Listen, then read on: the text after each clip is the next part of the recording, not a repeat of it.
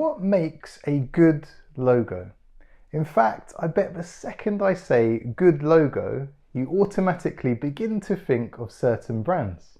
So if you look at these three examples, perhaps you're thinking, well, could the key to a great logo be a strong, simple symbol? Well, sure, but then what about these guys? There's no symbol at all. So is it a great custom font that makes a good logo? But hold on, aren't these good logos and successful logos as well? So you can forgive beginners for being more than a little confused about exactly what makes a good logo. Well, to help you out, I'm going to answer the reverse first. So what makes a bad logo? What are some of the most common mistakes that we need to avoid? Well, let's take a basic example. So there's no pressure here. This is just a logo for our local dry cleaners. So it's super simple, nothing special, and I've thrown this together in 5 minutes just to show you how badly this concept could be developed if we make some of these surprisingly common mistakes. So our first mistake, the logo being hard to read. So in this version, the designers perhaps tried to be clever and has overlapped a symbol of the iron. Now there's absolutely no need for this. And this symbol overlapping the E makes it very difficult to read, because rather than a clean, clear character, you've now got to decipher what this unusual symbol in the middle means. Which part is a character and which is part of the symbol. Then we've got the I turned into a triangle. Now, sometimes this can work, but together with the initial mistake, it makes the entire logo difficult to read. Our next mistake, impossible to see at small sizes. So this is an extreme example, but this logo would be very difficult to read. There's just too much text on a single line. There's no spacing between it. The little icons along the bottom, well, they're so small they're going to be wasted. So while this might just about work for the main sign on the front of a shop, in most places this logo fails. It's just not going to be legible. Another common mistake, not communicating brand values well. Now this can be a little bit less obvious, but I'll show you an obvious example of this. Now our logo here says it's traditional dry cleaning since the 1800s, but that's absolutely ridiculous because this logo application, it couldn't have a more modern treatment and style. So there's such a disjoint and a disconnect here, a poor communication of the brand's values if the heritage and the age of a company is one of its key messages. Our next mistake, attempting to communicate too many messages. Now surely logos are never this bad, are they? Well, every detail in this logo is trying to communicate something else. There's an icon for family, an icon for laundry, an icon for dry cleaning. It's trying to tell us when it was established, but it's also trying to be modern. There's a playful font to try to soften the look of a brand.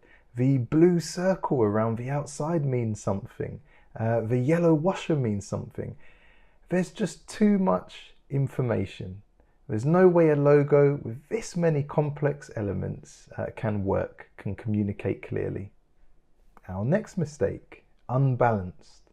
So where to begin? The kerning, and that's the spacing between letters, is all over the place. There's a massive gap between the L and the E. Then the A and the N in clean are too close together. The tagline at the bottom is off-center and it's not aligned to anything. The symbol at the top, that's also off-center. It looks like it's been aligned to the left of the L. And the I in the symbol is just sitting awkwardly, again off-center. So yes, this is an exaggerated and extreme example, but even a little unbalance can feel this bad to a professional eye. Our next mistake, novelty fonts. And I must qualify that by saying novelty fonts when it's not appropriate.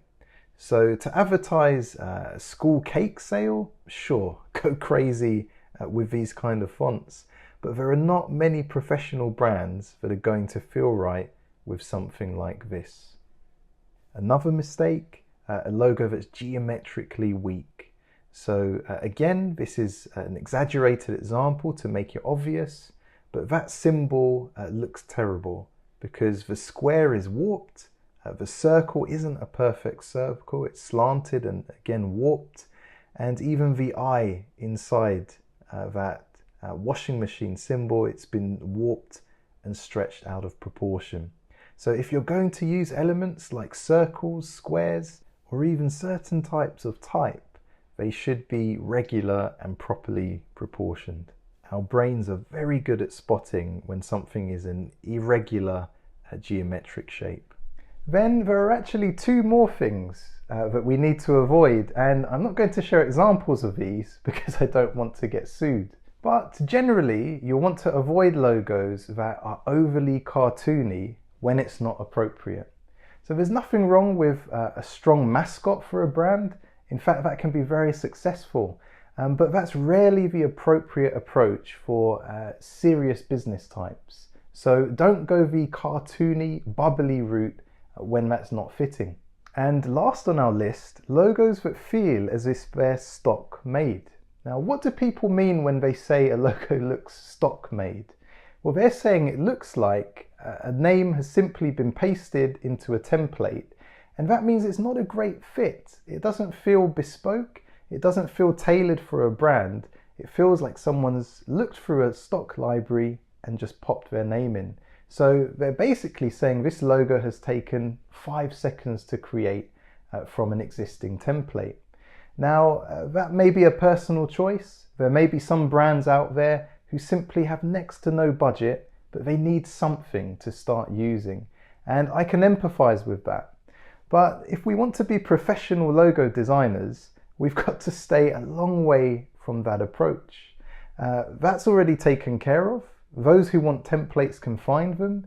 If we want to create bespoke professional logos, we've got to ensure our work feels more professional, bespoke to the client, made to measure, unique to them, and that way it justifies the difference in price point. So a good logo will avoid all of those mistakes. It will also clearly identify a brand. It needs to be versatile, so it still works whether it's displayed in black and white or engraved in a single color or finish. It needs to feel relevant and appropriate to the brand. So I can appreciate this probably feels like quite a lot of information to absorb, but try to remember these points. These are the factors that differentiate a great logo from a terrible one. But don't worry, by the end of this class, you'll know exactly how to avoid these mistakes and how to ensure that your logo fits firmly into the professional category and avoids the amateur look. So let's start by preparing ourselves for this project, and we'll do that in the next lesson where I'll show you how we can go about research the right way.